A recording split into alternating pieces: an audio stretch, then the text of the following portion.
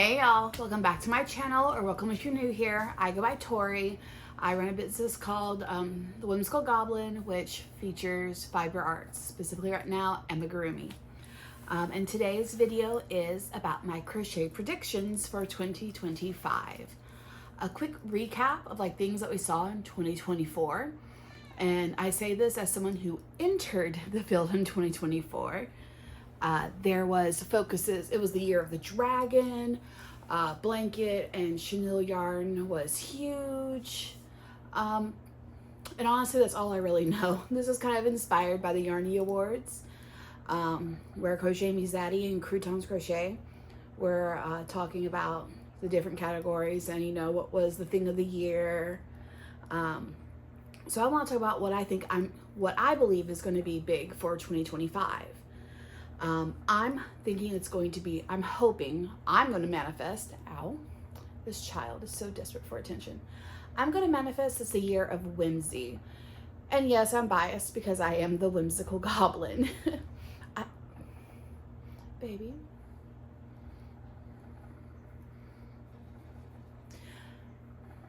So I'm hoping to see more love for snails.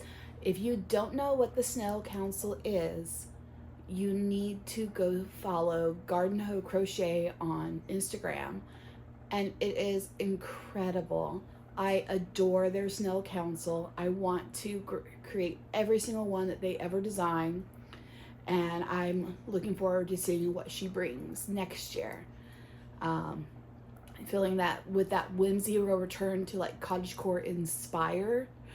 I know cottagecore isn't new and it's terribly romanticized from some negative sources. That'll be a different video for a different day. Ow, madam, she sees a squirrel. Bye, baby.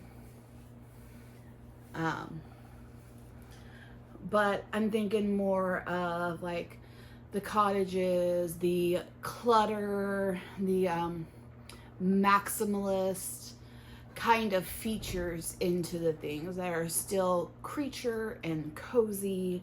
And I really don't know where I'm going with this anymore. And in that whimsy, I'm thinking a lot more food theme. We saw this with like Croutons Crochet this past year with the Dino S'mores and the Tacosaurus Rex. We've seen it with Annie Caraway releasing her fruit cows and the cats that you could change into fruits. I want more of that. And I'm not sure if it's just I haven't been exposed to it, I haven't seen it in my algorithm, or if it's waiting to be done.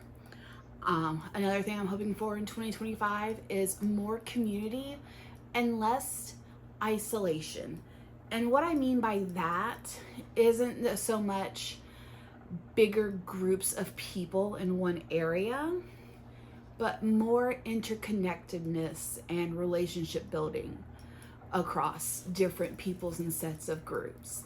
I think that would be wonderful. We've got some huge names out there who will draw in thousands upon thousands upon thousands of viewers. But I feel like maybe they themselves feel isolated because of being put on that pedestal is not the right word, but being under that microscope of being viewed for everyone else. And I hope that they're able to build relationships with more close friends in the crochet community and not just being seen as an object. Crochet tapestry has already popped off this year. I hope it continues popping up for 2025. I have found some designers that I absolutely adore, and I can't wait to dive into some of those. I would love to see more diversity and inclusivity, and not even so much as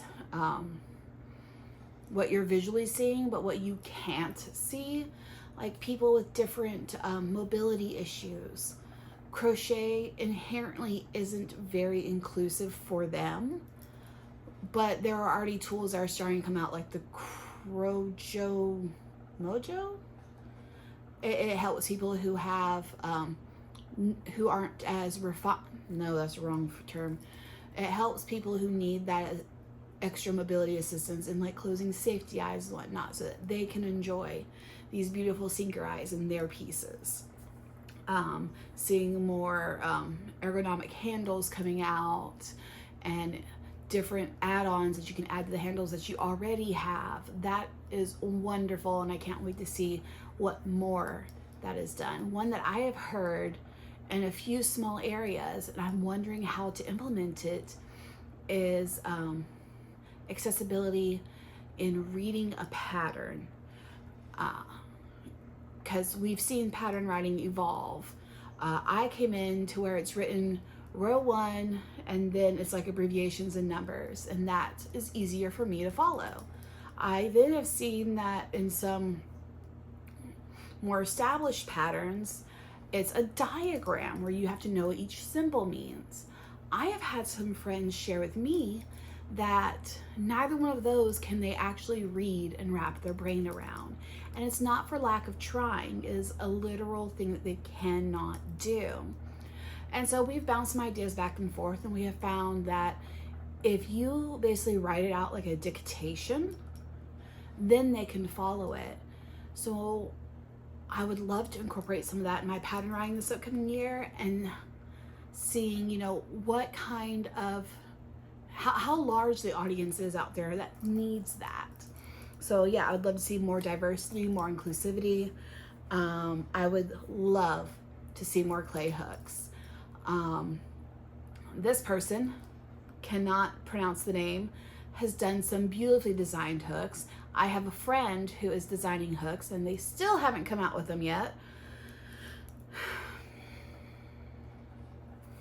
But I hope those design clay hooks also pop off. I know that kind of completely counters the inclusivity in those who have limitations on like motor skills and whatnot, but there's room for both. What I would love to see continued is more booty animals. We love the booty. For example, crochet, mwah. I have not been disappointed by a booty yet. There was the butternut squash, there's Ted the thick toad, there's the booty, the cheeky turtle, there's the mushy crushy, and there's probably some other things that I have not even looked at that they have, and it's love you. A new to me pattern writer is Belly Crochet, and that was introduced to me by a friend on the Patreon I'm part of. I think it was Joy. But anyways, their creations have the juiciest booties, and they are in my shopping cart. I want to make these booty creations. They had some winter ones come out, a gingerbread, a snowman. Apparently they have some fruits as well, and I'm like, fruits of the booty, yes. I'd love to see continued in 2025 the designs of stitch markers and more of the safety and sinker eyes. I love seeing what people are making and the different interpretations of these. We all have the same access, the same ingredients or supplies, but everyone's comes out so different. So I'm really excited to see who comes out with what this upcoming year and just how the design evolves. What I need more of in 2025. I need this, please. I will work on some of my own, but anyone else out there, if you know of someone, drop the handle down below so I can go follow and buy. I want more cryptids, more monsters, please. I need them in my life. I have like 4 go-to designers right now for my cryptids, my mythical creatures and whatnot. We have the yarning portal. Yes, I think they just came out with a biblically accurate angel, and I cannot wait to make that. I need to. Red Mills. Oh my God, that's what got me into their Patreon, was seeing their Kelpie, and I'm like, yes, please. I did their Jersey Devil, and love their designs. Mom Stitchetti makes some really good cryptid patterns. I have been doing their Chunky Yetis, their Mothmen, love it. And Handmade by Nickel has some really good ones. I've made their Alien, I've made their Mini Cthulhu, I've made their Mothman, I have made their Wendigo, I have made their Jackalope. I love their patterns. I need more cryptids. So yeah, those are my predictions for 2025. Maybe I should actually title this Wish List, 2025 Wish List. But yeah, Thank you for tuning in. I hope you enjoyed this video. Let me know down below in the comments what your predictions for 2025 are, or what your wish list for 2025 is. And I hope that we get to interact some more. Like, comment, subscribe, and remember, you are loved no matter how you feel.